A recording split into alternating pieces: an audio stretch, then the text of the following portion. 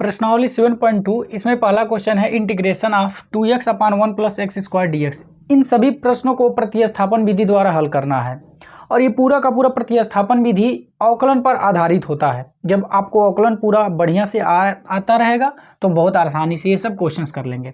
थोड़ा सा समझते हैं हम लोग कि जब हम प्रतिस्थापन द्वारा करते हैं तो क्या चीज़ ध्यान में रखना रहता है।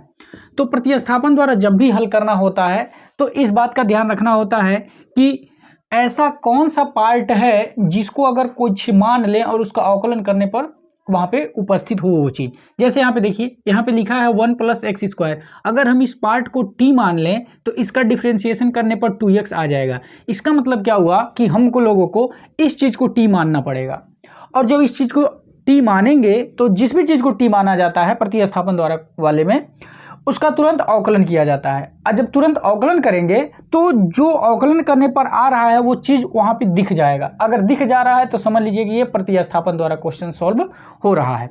तो यहाँ पे स्पष्ट दिखाई दे रहा है कि अगर इस चीज़ को t मान लें और इसका अवकलन कर दें तो ये वाला आ जाएगा। इसका मतलब इस चीज़ को t मान करके हम चलने वाले हैं। तो प्रतिस्थापन में यही चीज़ ध्यान रखना रहता है कि कौन से वाले पार्ट को t माने कि उसका अवकलन करने पर एक दूसरा पार्ट मिल जाए, जैसे कि यहाँ इस स्थिति में हो रहा है।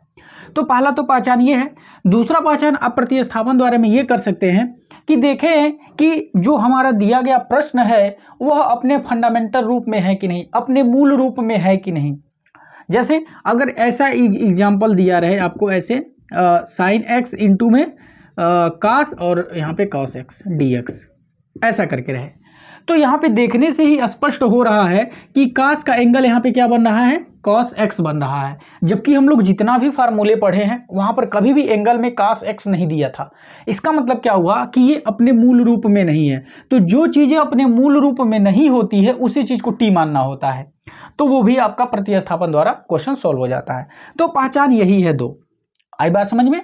पहला पहचान फिर एक बार और रिपीट कर दे रहे हैं। पहला पहचान तो ये है कि आप क्वेश्चन में देखिए कि कौन से पार्ट को हम t माने कि कुछ पार्ट निकल जाए उसका अवकलन करने पर। ये तो पहला हो गया। अभी क्वेश्चन करेंगे तो एक्सपीरियंस में आ जाएगा, आप अच्छे से समझ जाएंगे।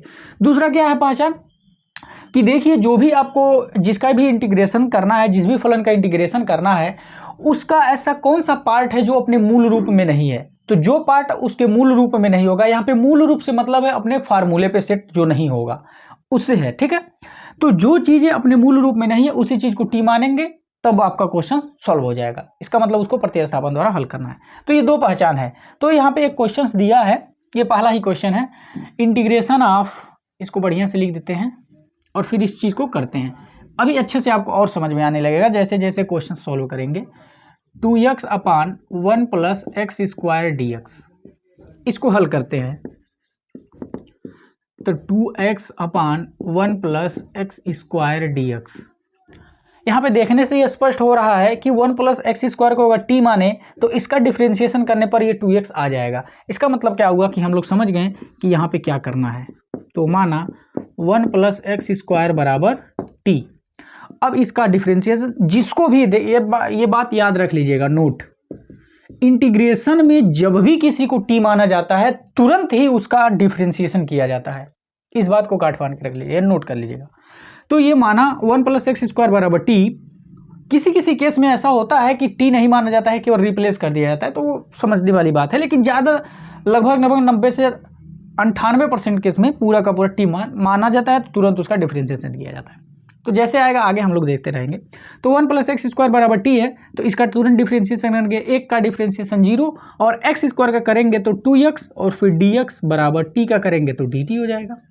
तो इस तरह से देखिए 2x dx के जगह पे पूरा का पूरा क्या हम शब्द रख सकते हैं, dt रख सकते हैं, और 1 प्लस एक्स स्क्वायर को क्या लिख सकते हैं, t, यानी कि इसके जगह पर इतना प्रतिस्थापित कर सकते हैं। तो ये पूरा का पूरा प्रश्न हमारा चेंज हो गया t के टर्म में। तो इंटीग्रेशन 2x dx, देखिए ये दिख रहा है ना, इसके जगह पे dt आ गया बटे 1 प्लस एक्स स्क्वायर नीचे है और इसके जगह पे हम लोग t रखेंगे क्योंकि माने हैं।